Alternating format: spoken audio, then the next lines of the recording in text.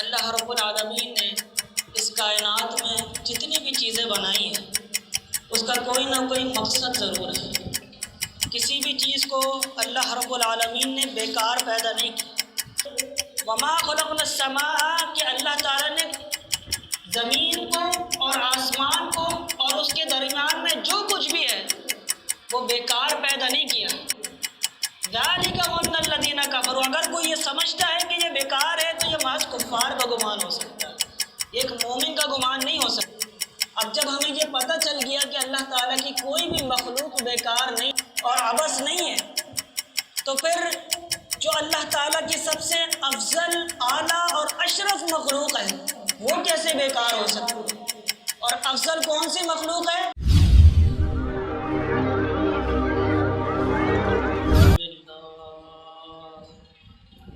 الحمد للہ خالق الاکوان الموجود ازلا وابدا بلا کیف ولا مکان، والصلاة والسلام على محمد خير الأنام وعلى آله وأصحابه الكرام، أما بعد فأعوذ بالله من الشيطان الرجيم، بسم الله الرحمن الرحيم، قال الله تعالى في قرآن المجيد وفرقان الحميد، وما خلقت الجن والإنس إلا ليعبدون، صدق الله المولانا العظيم وبلغنا رسوله النبي الكريم، ونحن على ذلك لمن الشاهدين والشاكرين، والحمد للہ رب العالمین۔ محبت و عقیدتوں کے ساتھ بارگاہ رسالت میں نذرانہ درود و سلام پیش کیجیے۔ پڑھیے اللہم صلی علی سیدنا و مولانا محمد وعلی آل سیدنا و مولانا محمد وبارک وسلم وصلوا علیہ صلاۃ و سلام علیک یا سیدی یا رسول اللہ۔ حاضرین محترم، اللہ رب العالمین نے اس کائنات میں جتنی بھی چیزیں بنائی ہیں اس کا کوئی نہ کوئی مقصد ضرور ہے۔ کسی بھی چیز کو اللہ رب العالمین نے بیکار پیدا نہیں کیا، کسی بھی چیز کو نہ ہی بیکار اور نہ ہی عبث پیدا فرمایا ہے، ہر چیز کا کوئی نہ کوئی مقصد ضرور ہے۔ جیسے کہ اللہ رب العالمین خود قرآن کریم میں ارشاد فرماتا ہے، افحسبتم انما خلقناکم عبثا وَأَنَّكُمْ إِلَيْنَا لَا تُرْجَعُونَ، کہ کیا تم یہ گمان کرتے ہو، أَفَحَسِبْتُمْ أَنَّمَا خَلَقْنَاكُمْ کہ بے شک ہم نے پیدا کیا تمہیں، أَنَّمَا خَلَقْنَاكُمْ عَبَثًا بیکار پیدا کیا، کیا تم یہ گمان کرتے ہو، وَأَنَّكُمْ إِلَيْنَا لَا تُرْجَعُونَ اور بے شک تمہیں ہماری طرف لوٹ کر نہیں آنا واپس۔ تو اللہ رب العالمین فرما رہا ہے کہ کوئی بھی چیز بیکار اور عبث نہیں ہے۔ اسی طرح ایک اور مقام پر اللہ رب العالمین نے ارشاد فرمایا کہ وما خلقنا السماء والارض وما بینہما باطلا ذلک ظن الذین کفروا، کہ وما خلقنا السماء کہ اللہ تعالیٰ نے زمین کو اور آسمان کو اور اس کے درمیان میں جو کچھ بھی ہے وہ بیکار پیدا نہیں کیا۔ ذالک ظن الذین کفروا، اگر کوئی یہ سمجھتا ہے کہ یہ بیکار ہے تو یہ محض کفار کا گمان ہو سکتا ہے، ایک مومن کا گمان نہیں ہو سکتا۔ کافر ہی یہ سوچ سکتا ہے کہ اللہ تعالیٰ نے کوئی چیز دنیا میں بنائی ہے بیکار پیدا کی ہے، ہر چیز کا کوئی نہ کوئی مقصد ہے، زمین، آسمان، چاند، ستارے، سیارے، ہر چیز کا کوئی نہ کوئی مقصد ہے، شجر ہے، حجر ہے، نباتات ہے، چرند ہے، پرند ہے، تو کوئی بھی چیز بیکار پیدا نہیں کی، اور اگر کوئی سمجھتا ہے تو یہ محض کفار کا گمان ہو سکتا ہے۔ مزید اللہ تعالیٰ نے ایک اور مقام پہ فرمایا الذین یذکرون اللہ قیاما وقعودا وعلی جنوبہم ویتفکرون فی خلق السماوات والارض ربنا ما خلقت هذا باطلا سبحانك فقنا عذاب النار۔ اللہ تعالیٰ فرماتے ہیں ان جب اس کائنات پر مشاہدہ کرتے ہیں، غور و تفکر کرتے ہیں، تو کیا ہوتا ہے؟ الذین یذکرون اللہ قیاما، وہ لوگ جب ذکر کرتے ہیں، اللہ تعالیٰ کو یاد کرتے ہیں، کس حالت میں؟ یذکرون اللہ قیاما، حالت قیام میں، وقعودا، اور بیٹھنے کی حالت میں، وعلی جنوبہم ویتفکرون، اور کروٹ بل لیٹنے کی حالت میں اللہ تعالیٰ کو یاد کرتے ہیں، اور ویتفکرون، اور تفکر کرتے ہیں، فی خلق السماء والارض، جو کچھ زمین و آسمان میں ہے اور اس کے درمیان میں ہے، اس پر جب تفکر کرتے ہیں تو اس نتیجے پر پہنچتے ہیں کہ کہتے ہیں ربنا ما خلقت هذا باطلا، کہ اے ہمارے رب، تو نے جتنی بھی چیزیں پیدا کی ہیں کوئی بیکار پیدا نہیں کری۔ اور پھر فرمایا سبحانک فقنا عذاب النار، بے شک تو ان بیکار چیزوں کو پیدا کرنے سے پاک ہے۔ تو اللہ تعالیٰ نے پتہ یہ چلا ان آیات مبارکہ سے کہ اللہ تعالیٰ نے کسی بھی چیز کو بیکار پیدا نہیں کیا، ہر چیز کا کوئی نہ کوئی مقصد ضرور ہے۔ اب جب ہمیں یہ پتہ چل گیا کہ اللہ تعالیٰ کی کوئی بھی مخلوق بیکار نہیں ہے، بیکار نہیں اور عبث نہیں ہے، تو پھر جو اللہ تعالیٰ کی سب سے افضل، اعلیٰ اور اشرف مخلوق ہے وہ کیسے بیکار ہو سکتی ہے؟ اور افضل کون سی مخلوق ہے؟ وہ ہے انسان۔ اللہ رب العالمین قرآن کریم میں فرماتا ہے وَلَقَدْ كَرَّمْنَا بَنِي آدَمَ وَحَمَلْنَاهُمْ فِي الْبَرِّ وَالْبَحْرِ وَرَزَقْنَاهُمْ مِنَ الطَّيِّبَاتِ وَفَضَّلْنَاهُمْ عَلَىٰ كَثِيرٍ مِّمَّنْ خَلَقْنَا تَفْضِيلًا۔ کیا فرمایا اللہ تعالیٰ نے؟ وَلَقَدْ كَرَّمْنَا بَنِي آدَمَ، اور بے شک ہم نے بنی آدم کو بزرگی عطا کری، اس کو عزت، اس کو شرف عطا کیا۔ بنی آدم وحملناہم فی البر والبحر، بنی آدم کیا کرتے ہیں؟ انسان، وحملناہم، وہ سواری کرتا ہے، فی البر، زمین پر سواری کرتا ہے، والبحر، سمندروں پر سواری کرتا ہے، زمین پر گھوڑوں پر سواری کرتا ہے، اور سمندر پر کشتیوں پر سواری کرتا ہے۔ اور پھر فرماتے اللہ تعالیٰ فی البر والبحر ورزقناہم من الطیبات، اور ہم نے اس کو پاکیزہ چیزوں میں سے رزق عطا فرمایا۔ وفضلناہم علی کثیر ممن خلقنا تفضیلا، اور ہم نے بعض میں سے بعض پر اس کو فضیلت عطا کر دی۔ تو پتہ یہ چلا کہ انسان سب سے افضل، اشرف اور اعلیٰ مخلوق ہے، سب سے افضل مخلوق ہے۔ جب ہمیں یہ پتہ چل گیا کہ اللہ تعالیٰ نے کسی بھی چیز کو بیکار اور عبث پیدا نہیں کیا، تو ایک انسان جو سب سے افضل مخلوق ہے اللہ تعالیٰ کی، جو سب سے اشرف مخلوق ہے، جو سب سے اعلیٰ مخلوق ہے، وہ کیسے بیکار ہو سکتی ہے؟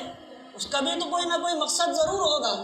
اللہ تعالیٰ نے اگر اس کو دنیا میں بھیجا ہے تو اس کو کوئی نہ کوئی مقصد ضرور عطا کیا ہوگا، اس کی زندگی کا کوئی نہ کوئی ایم ضرور ہوگا۔ تو وہ کیا ایم ہے؟ مثال کے طور پر اگر ہم کسی شخص کو بلائیں اپنے گھر پر کچھ تعمیراتی کام کرانے کے سلسلے میں، کسی مزدور کو بلائیں اور پھر اس کو کچھ نہ بتائیں، اس کو کوئی روڈ میپ نہ دیں، ہم کہ تم نے یہ کرنا ہے، میرا یہ مقصد ہے گھر پہ یہ چیزیں بنانے کا، تم نے یہ کمرہ اس طرح تیار کرنا ہے، اس کو کچھ نہ کہیں اور اس سے کہو کہ پھر بس تم آ کر اپنا کام شروع کر دو، تو وہ کیا کام کرے گا؟ یقیناً نہیں کرے گا۔ کام کہے گا مجھے مقصد تو بتائیں۔ یا بالفر اس نے کام شروع بھی کر دیا اور کام اس نے مکمل کر دیا، تو پھر آپ کہیں گے تم نے ویسا کام ہی نہیں کیا جیسے میں نے کہا تھا، جیسے میرا گمان تھا۔ وہ کہے گا آپ نے مجھے کچھ بتایا ہی نہیں، لہٰذا وہ مالک کہے گا کہ تم میرے اجرت کے مستحق ہی نہیں ہوئے، تم نے وہ کام ہی نہیں کیا۔ تو پتہ یہ چلا کہ جب انسان کوئی بھی کام کرتا ہے اس کو پہلے مقصد ضرور پتہ ہونا چاہیے۔ جب مقصد ضرور اس کو پتہ نہیں ہوگا تو اس وقت تک وہ اپنا کام مکمل نہیں کر سکتا، اور جب مکمل نہیں کرے گا تو اجرت کا مستحق بھی نہیں ہوگا۔ تو انسان کی زندگی کا بھی کوئی نہ کوئی مقصد ضرور ہے، اور وہ کیا مقصد ہے؟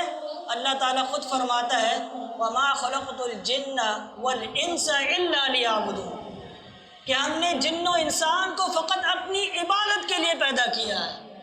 انسان کی زندگی کا مقصد حیات کیا ہے؟ اللہ تعالیٰ کی عبادت کرنا، اللہ تعالیٰ کی بندگی کرنا، اللہ تعالیٰ کا قرب حاصل کرنا۔ دیگر چیزیں جتنی بھی مادی اشیاء ہیں یہ مقصد نہیں ہے انسان کی زندگی کا۔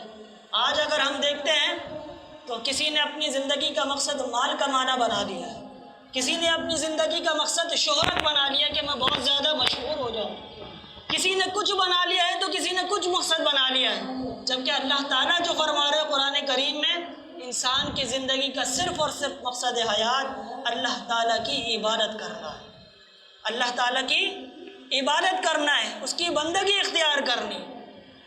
اور جب ہمیں مقصد پتہ چل گیا تو پھر ہمیں اس مقصد پر پورا اتریں گے تبھی اجرت کے مستحق ہوں گے نا۔ اور انسان اس مسلمان کی اجرت کیا ہے؟ اس کو اچھی موت آئے، راحت و سکون والی موت آئے، قبر میں راحت ہو، پل صراط پر آسانی سے گزر جائے اور میدان حشر میں کسی قسم کی رسوائی کا سامنا نہ کرنا پڑے، یہ تمام اس کے انعام و اکرام ہیں، اور پھر بالآخر وہ جنت میں چلا جائے۔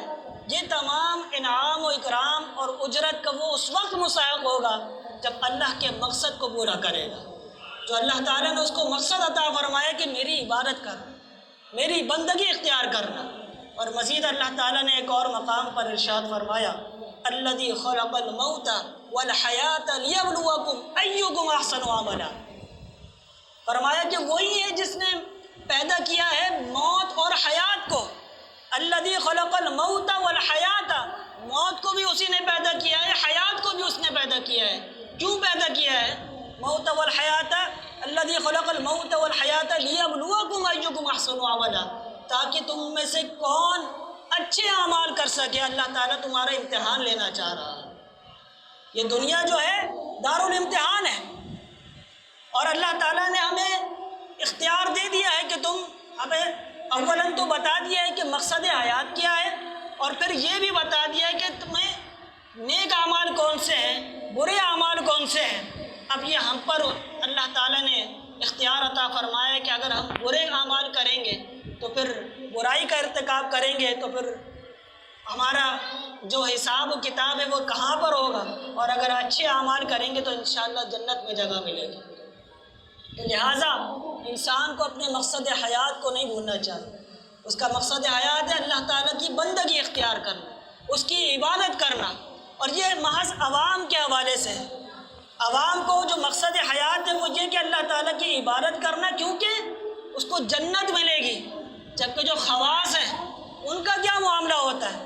ان کو جنت کی فکر نہیں ہوتی، وہ صرف اللہ کی رضا دیکھ رہے ہوتے ہیں کہ اللہ ہم سے راضی ہو جائے۔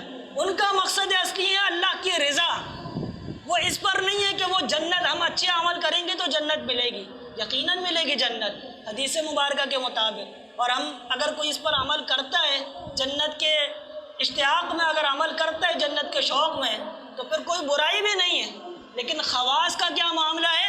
ان کا جنت اور دوزخ ان کی نگاہ نہیں ہوتی اس پر، ان کی نگاہ ہوتی ہے رضائے الہی پر، اللہ کی رضا پر، کہ بس اللہ راضی ہو جائے، اللہ راضی ہو جائے گا تو جنت خود ہی مل جائے گی۔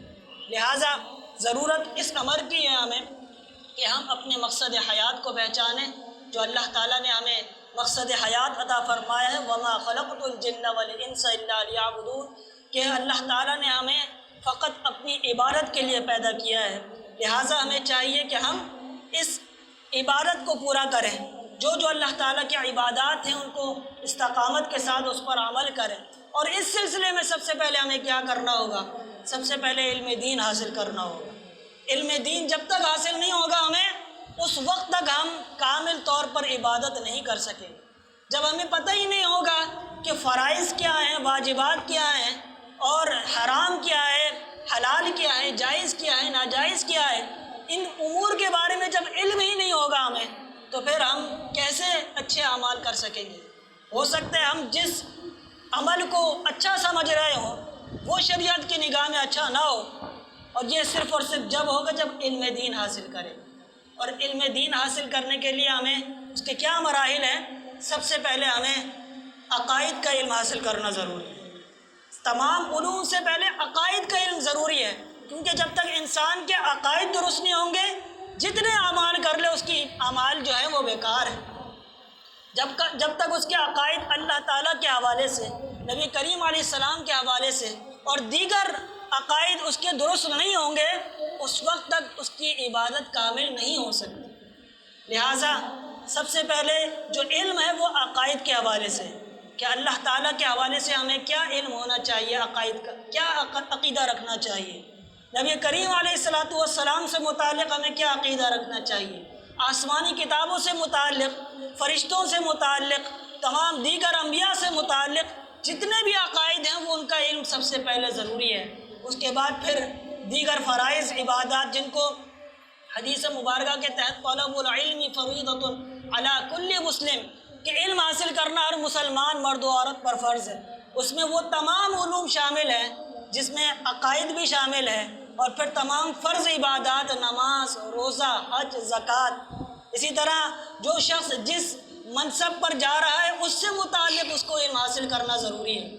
مثال کے طور پر وہ کاروبار کر رہا ہے، کاروبار سے متعلق اس کو پتہ ہونا ضروری ہے کہ شریعت مطہرہ کیا کہہ رہی میرے اس کاروبار کے بارے میں۔ اگر وہ بیع و شراء کر رہا ہے، بازار میں جا رہا ہے، ہم سب کا لین دین ہوتا ہے، ہمیں اس سے متعلق علم حاصل کرنا ضروری ہے۔ انسان نکاح کر رہا ہے، اس سے متعلق اس کو علم حاصل کرنا ضروری ہے، نکاح کے کیا شرائط ہیں، کیا اس کے دیگر ارکان ہیں، طلاق سے متعلق کب نکاح ٹوٹ جاتا ہے اس سے متعلق، یہ تمام علوم حاصل کرنا جس کو فرض علوم کا نام دیا جاتا ہے وہ حاصل کرنا ضروری ہے۔ وہ حاصل کرے گا تب جا کر وہ عبادت کرے گا تو اس کی عبادت بھی کامل ہوگی۔ تو دعا کرتے ہیں اللہ رب العالمین ہم سب کو علم دین حاصل کرنے کی، اور علم دین حاصل کرنے کے ساتھ اس کے تقاضوں پر بھی عمل کرنے کی توفیق عطا فرما، اور اپنے مقصد حیات کو سمجھتے ہوئے اس پر بھی عمل پیرا ہونے کی توفیق عطا فرما۔ وآخر الدعوانا الحمد للہ رب العالمین۔ صلی علی نبینا صلی علی محمد صلی علی نبی۔ مزید اسلامی ویڈیوز کے لیے محمد عفان اشرفی کے چینل کو سبسکرائب کریں۔